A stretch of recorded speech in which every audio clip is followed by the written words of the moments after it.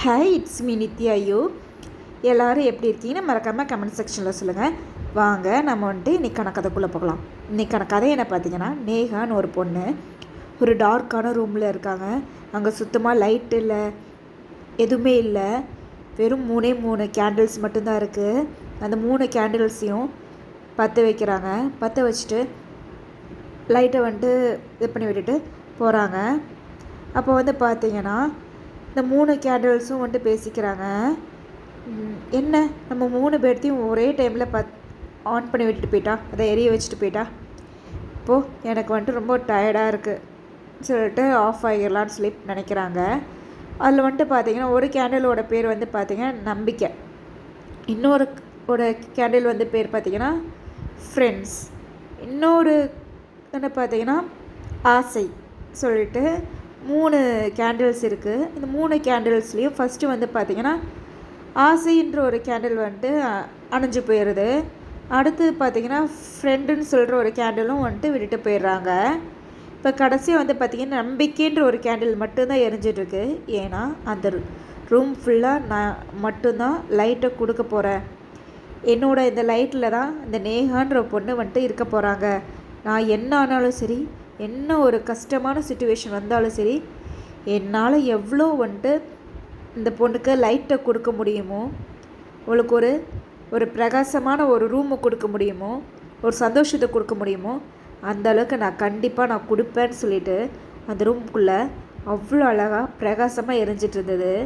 நேகாவும் வந்தாங்க, பார்த்துட்டு கேட்குறாங்க, என்ன கூட இந்த 2 கேண்டில்ஸுமே ஆஃப் ஆகிட்டாங்க, நீ மட்டும் இன்னும் என் கூட அப்படியே இருக்கியேன்னு சொல்லி கேட்டதுக்கு ஒருத்தங்க பார்த்தேன்னா ஃப்ரெண்ட்ஸ், அதாவது ஃபேக்கான ஃப்ரெண்ட்ஸ், நான் இருக்கேன்னு சொல்லிட்டு விட்டுட்டு போயிட்ட மாதிரி.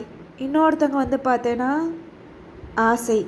ஆசைன்ற ஒரு விஷயம் இன்றைக்கி இருக்கும், நாளைக்கு இல்லாமல் கூட போகலாம், அந்த மாதிரி விஷயந்தான்.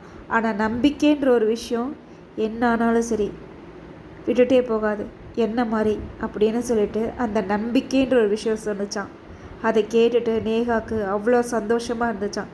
சரி, என்ன ஆனாலும் சரி, இந்த நம்பிக்கைன்ற ஒரு கேண்டில் இருக்குல்ல, இந்த ஒரு கேண்டிலை வச்சே இந்த ராத்திரி ஃபுல்லாக நான் என்னால் வந்துட்டு சமாளிக்க முடியும். என்ன ஆனாலும் சரி, இந்த ராத்திரி கழித்து அடுத்த நாள் காலையில் வந்தாலும் சரி, என்ன ஆனாலும் சரி, இந்த நம்பிக்கைன்ற ஒரு கேண்டிலை வச்சு நான் நிச்சயமாக சந்தோஷமாகவும் நிம்மதியாகவும் வாழுவேன்னு சொல்லி சொன்னாங்களாம்.